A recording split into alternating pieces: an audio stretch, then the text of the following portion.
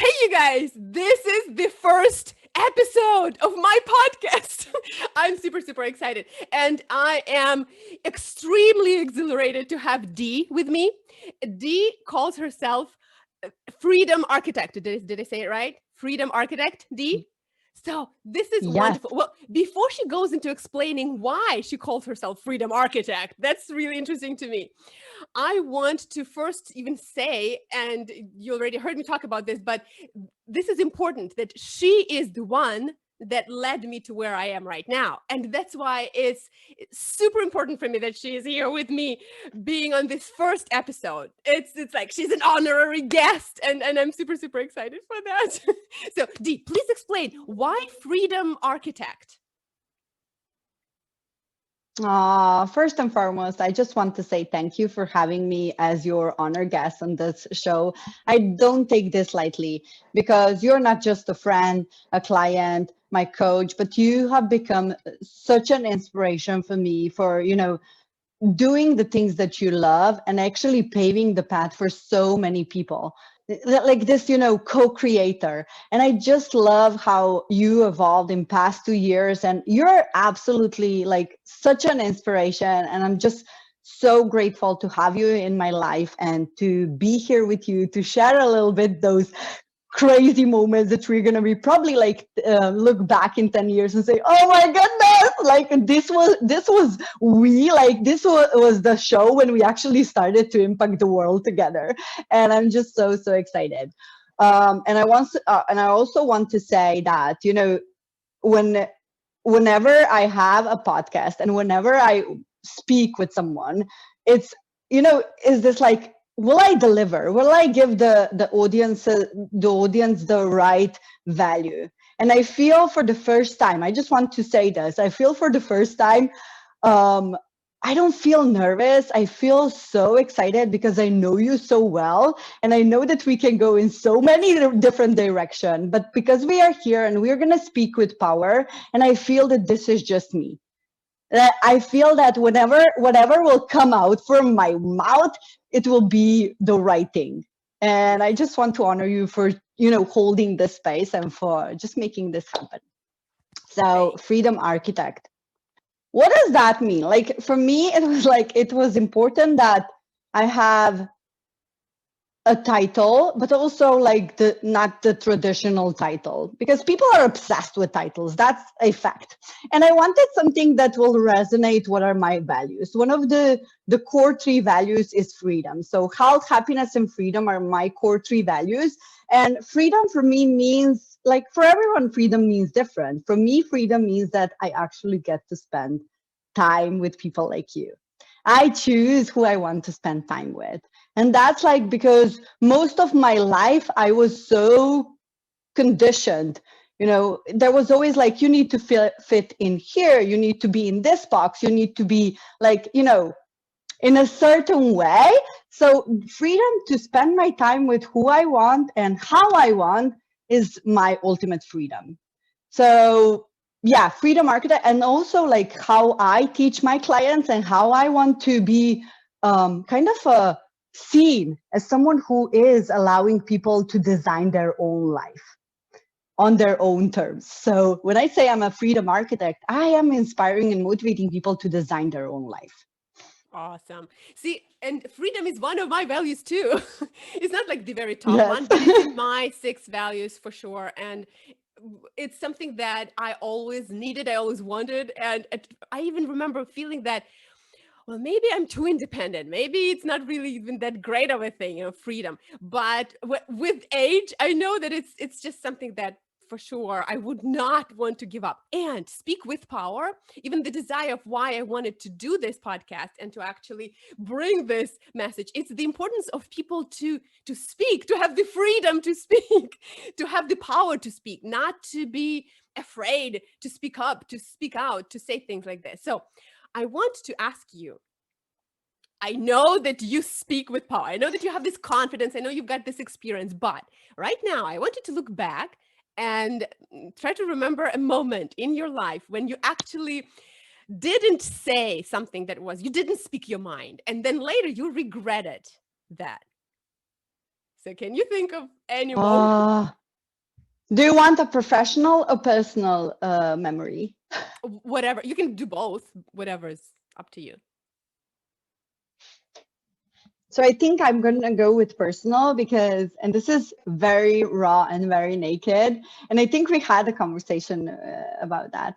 It was actually, and this is so funny because I never in a dream, I would never say this. This is not part of my story, and it's not even something that determines me at this point. I don't think that determines me. But I was my whole primary school, I was in love in this dude.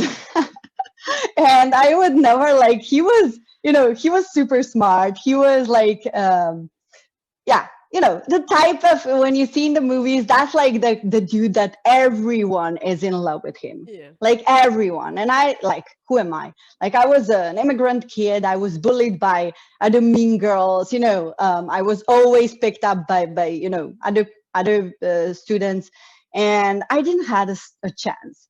But there was something, when you feel it, like he just loved to hang out with me. There was like, there was this, what we call now, or what I know now, it's intuition and that gut feeling, which I didn't know before that actually exists.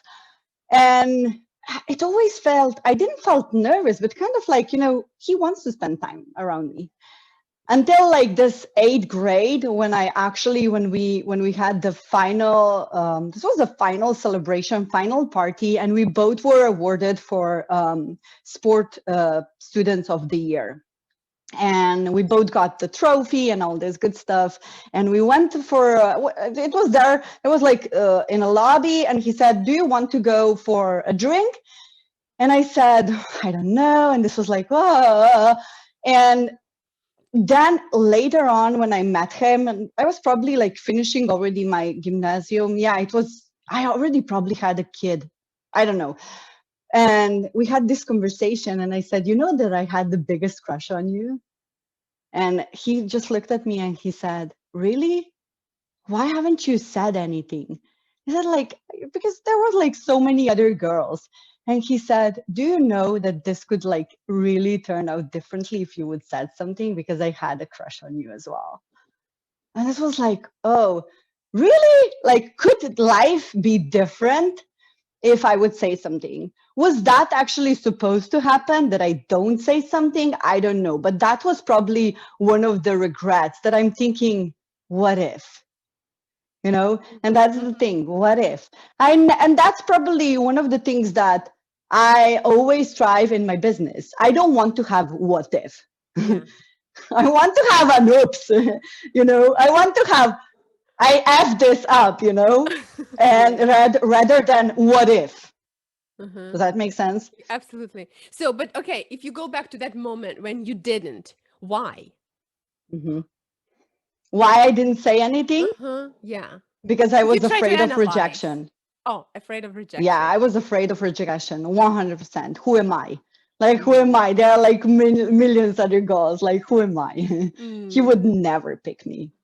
Do you remember when it became not so much about I'm afraid of rejection, who am I, but more about, like now, I mean, with years, but it became more about I don't really care if I get rejected. I just know that this is my goal. Blah, blah, blah. So, do you remember that process of when you stopped being afraid of being rejected because of Yeah. that? Oh, it was probably in my network marketing business, because they taught us, more you get rejected, more closer you get to that yes. And that was like, I listened to one talk of one of the leaders, and she was basically saying, I got my first 100 no's to get a really like that yes.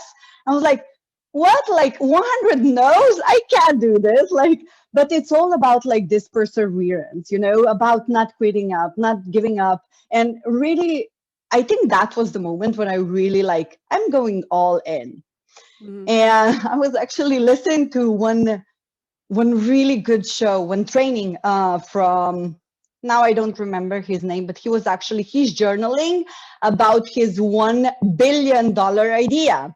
So he sits every Monday and he journals for 1 hour, and he actually like has this, what does that look like? A $1 billion idea.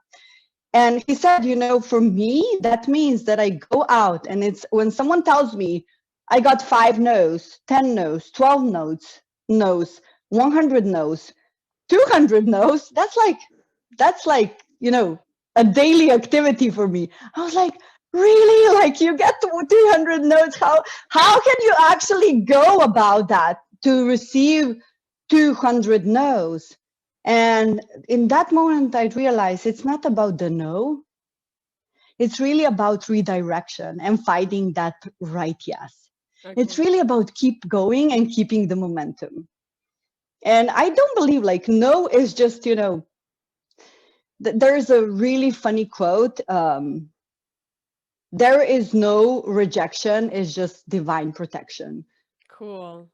There's no rejection, it's just divine protection. And see, I am trying to get into this. I'm still learning how to feel this way. And I love this mindset. Okay, so every rejection now for you is just a stepping stone. You consider it as protection, and you just step on it, you keep going.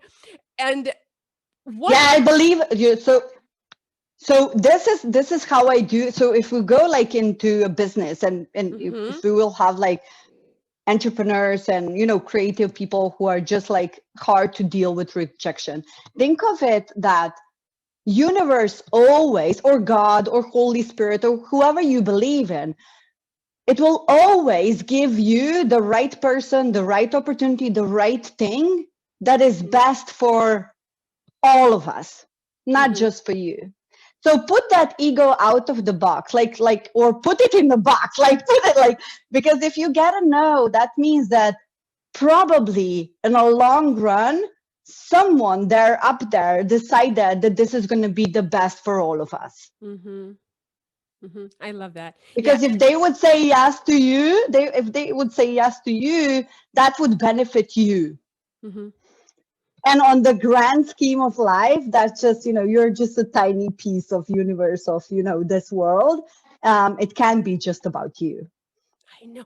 I just yesterday, I can't remember why I was thinking about it, but I was thinking about my old boyfriend that rejected me, that I didn't build my life with. And I'm thinking, I'm so thankful. Why did I think about that? But I remember thinking, I'm so thankful. God, thank you so much that I'm not with him, that he didn't say yes. We didn't continue our relationship because, well, it's a totally different life that I have right now. And with him, now looking back, you Mhm. know how when we kind of step back and we look at the situation or at a person with from a different perspective, you see it totally different. And I'm like, no, thank you that I'm not with him. This is So, so funny. I was listening to, or I read Amy Schumer. You probably know her, like really stand-up comedist. Like she's amazing. And I was listening to her book when I was writing my book, one of the memoirs that is funny and it's quirky. And she's like, she's all about this female empowerment, and she really talks openly about sex, about body empowerment, and all this good stuff. And she was like, in her book she describes all her men, like what was her experience. And I had these flashes where I would, and I married with my husband when I was 18, so now it's like more than half of my life I've been with the same guy. But when I go back and I look my previous boyfriends, it's just like, what, seriously? Really? Like, and they all left me. Like, shame on them. Like, they all left me. There was not, like, never I actually said to a boyfriend, like, I can't be anymore with you. I had 5 boyfriends before my husband, and they all left me. I have the Talking same about like story. discouragement. Talking And about talking about rejection. like, yeah, I know. right, like you just go, and now I think that also got me to a place where I'm so comfortable if people leave me, and accepting the fact that people Mhm. they go and they come, because on a grand scheme, as I said, it's for the it's best for the most. Yeah. Awesome. And you started talking about your book. So could you share just a few words about what is this book going to be about? Because I'm excited. I really Yeah. looking forward to it. So the book is memoir. It's not, most of the people ask me like, how did you go to write a memoir? A lot of people would expect, I've been a business owner for 17 years, off and on. Business, like being an entrepreneur is my identity. A lot of people think like this will be a knowledge book, how to business book. A lot of people write those books right now. It's popular, it's trendy. But I decided to do a memoir and to include my stories and I and I'm being this is probably the most selfish content that I wrote and put out there because it's for me. And for your I girls. kept Yes, of course, because that's the legacy. And that became like so clear to me when happened, when Black Lives Matter happened and all this stuff. I was like really this soul searching process, connecting with my ancestors and like really thinking, why do I have this strange feeling around religion? Why am I so why do I feel like this? And then when I went deeper, I actually realized some really, really tough stuff about my grandmother, who was a very religious woman, and why I actually resented my religion. My parents, my grandparents, we are Muslims, and why I actually resented that, religion, because she portrayed that as a religion. She was so furious about her being so religious, and I always felt that some other people are wrong. That's how it felt when I was growing up. And while I was like really soul searching and realizing like, I am someone who believes in humanity, someone who deeply believes in people, regardless of the color of, religion, their sex, like really. And the book came through as something that I'm going to be experiencing on a deeper level that is just for me to go through these stories. Mm-hmm. And there was a lot of like so many stuff that came up, and I said, you know what, this is for me, regardless of who's gonna read this. They will find themselves in these Mm-hmm. stories maybe, but this is for me, it's my legacy.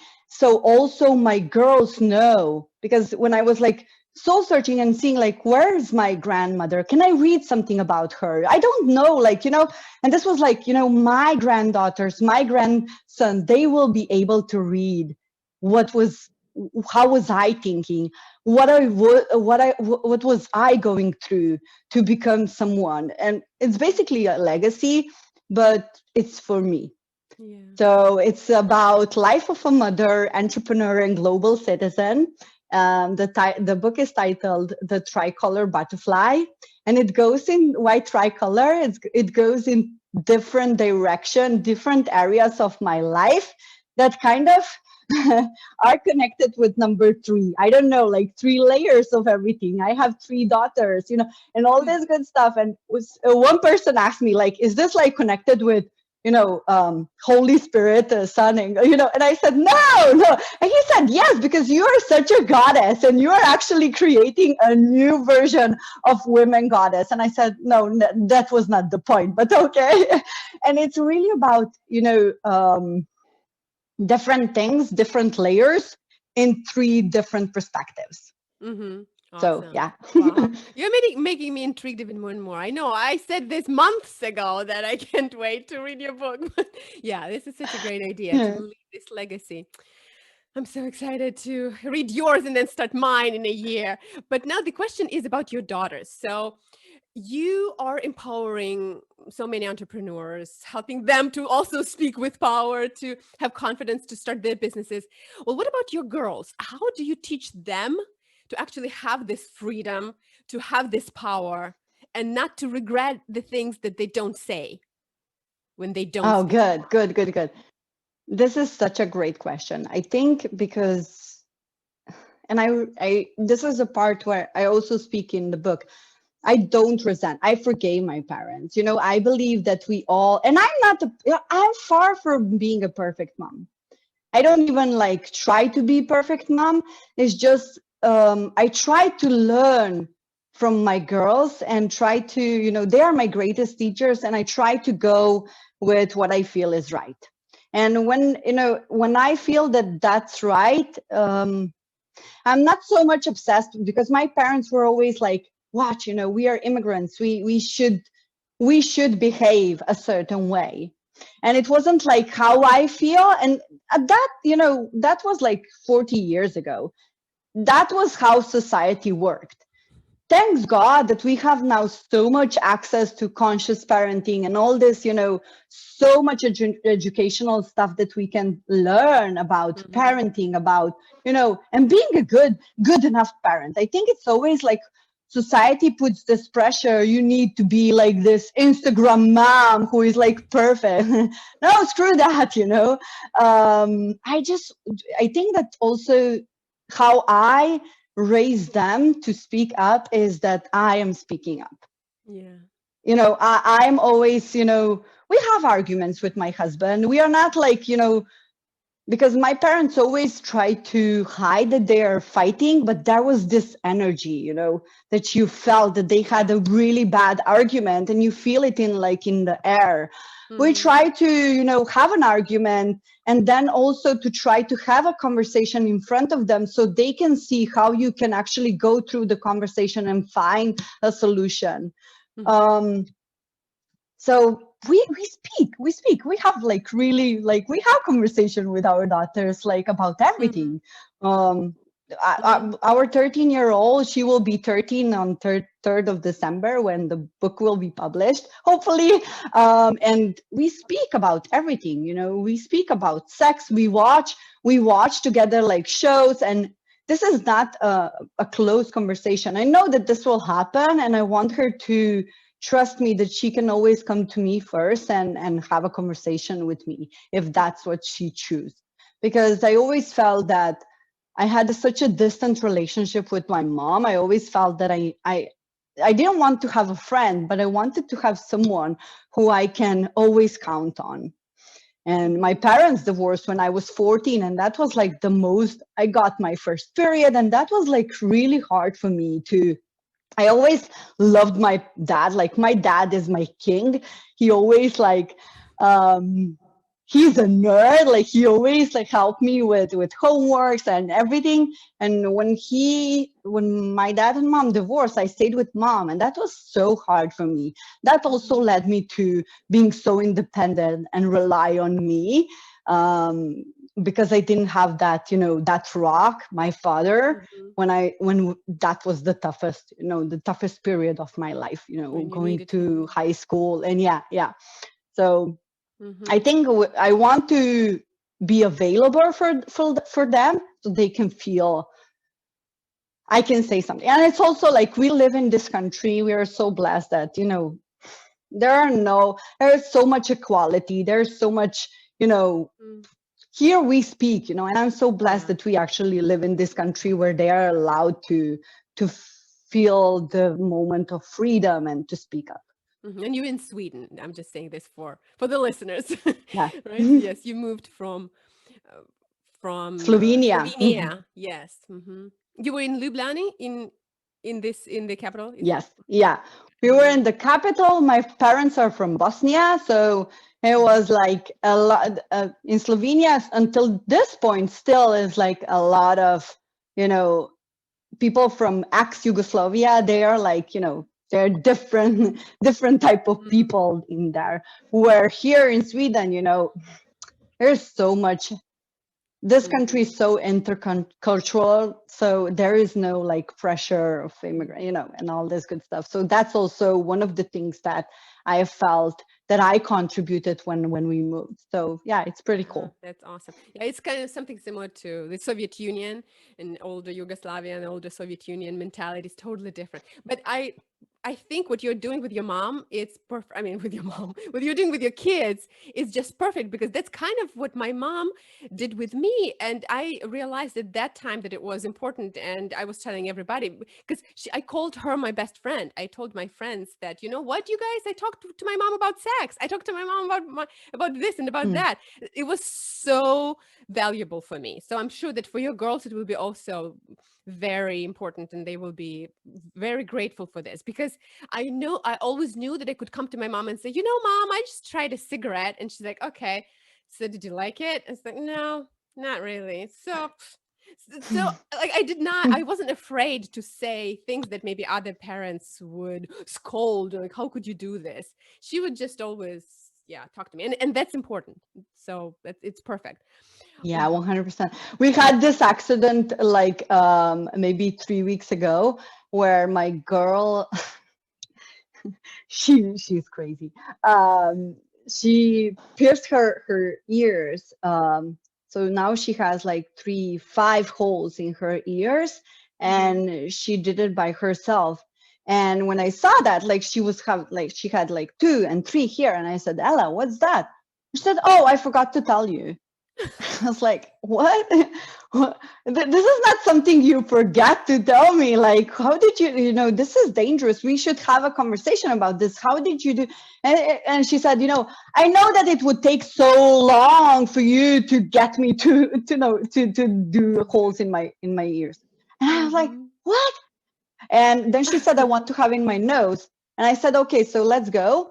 And my husband said, no. And I said, like, I rather take her to do it like professionally with, Hmm. with someone who knows this stuff than she does this, So what that can, there's I no don't know what infection. can happen. Yeah, well, just Yeah. infection and Yeah, right. And I don't know what are the nerves in the nose. Like, can you hurt yourself? Whatever. And I said, I'm gonna take her. And he said, like, why are you always like, so like pleasing her? And I said, this is mhm, not like me pleasing her. I know that she's gonna do this. And there are some things that I don't want to be like. I want her to try. What mhm, is the big deal around it? If she wants to have a piercing nose, like, okay, mhm, I did my piercing in my novel in my belly when I was 15, and I did it because I wanted to. I was such a rebel, and I said, I'm going to show you. And I don't want my daughter to feel like I need to be the rebel. yeah, So mhm, we got there and we did it, and I felt good because she did it with me, and I was by her side when she did this. mhm, mhm. So this is Good, an yeah. It example was of. safer, and yes. Yeah, and also it's probably a milestone for her. I want her Mhm, to mhm. be with someone who she feels safe with. Exactly. So she can trust you. She needs to be able to trust you. And the next time when there is something like this, she would want to come to you and maybe ask about a boyfriend, about sex, about things like this. She will know that she can come to you and ask you questions and actually share with you rather than go and talk to her girlfriends and maybe make a lot of mistakes and maybe even get in trouble and, have some Yeah. health issues. So yeah, it's super important. Okay, so now I want to ask you a question about women in general. I know that you mostly work with women. I have men in my audience too, so we can talk about people in general, but share, what would you recommend, what would you say to people who don't have enough confidence, who haven't tapped into their power yet, and they don't really speak with power. They have a fear of public speaking in general, or even just they don't have this confidence of saying what they want, speaking their mind. So what is your recommendation and suggestion? Mm, this is so good. I think that it ties really well with the first question. Um, like, if you want to say something, if you want to be seen, be heard, make sure that you do it without regret. I think that's when people realize, and it's easy for me to say, I did 600 live streams at this point, which I realized that most of my audience, they're afraid to go live, Yes. and I would say, like, what's the big deal? You just press the button. It might sound simple, It's simple. You just press button, but it's not easy. It's a very hard and it's an internal process. And when it comes to confidence, you build confidence, or you actually, if you want to be an authority or you want to be an expert or you want to be someone who wants to be seen and heard, you build that authority through taking like unconfident action. That's just how it is. Uh, it will never be, you will never be ready. It will Mhm. never be easy. It's still like, to this point, like you're doing interview and you're used to speak. It's still like, it's still a bit pressure because you care. It doesn't mean, if you care, you have this pressure, of course. And I just want to acknowledge that it is okay to be scared, Mhm. but what you do scared, you grow the most from that experience. And I learned that through so many different, taking fearless action made me who I am today. And I wouldn't be here. Like, I built this business from scratch in like 3 years. Mind you, I have 3 kids. We don't have any grandparents. We don't have nannies. Like, we're alone. And I built this, we just signed up a client for our launch academy who is in Bulgaria, or who is Sweden, but from Bulgaria. So that's 24th country in our coaching business, which is pretty insane. Like, it's really, really insane. It's always go back to that. I want to be a global citizen, no matter where people are, who they are. They're always like, I'm including them. Inclusion is Mhm. such a big, but I want to say, like, we build this through those fierce action. If there is something that I can say, I could give you advice on, do it fearlessly. Like, you will always be afraid, but it's also like, think about it. It's excitement and fear are pretty much the same mechanic feeling. And when you feel excitement, you will also feel fear. And when you feel fear, you will also feel excitement. Just let go of expectation and think about what it is that people who will hear you, listen to you, what is it for them? It's not about you on the long run. Yes. Yes, I love this. It's not about you. Actually, you were the one that reminded me this. It's not about you. It's always about the client. It's not about you. And I always love telling everybody. I have a little note, sticky note, and I taped it to on my desk. Yes, it's not about you. It's always not about us. It's about the audience. It's about them. And when we focus on the message, on the importance of that message, and on how much we care for those people and for this message, and we are passionate about it, with enthusiastic, then we'll just forget about fear. But yeah, have the fear and Yeah. do it anyway, and then it will be channeled into enthusiasm, into passion, and then this message will be delivered even the better, even with more power. So that's Mm. perfect. I have one final question to you, and it's important. I want you to imagine that you have 60 seconds and you get to speak to the whole world.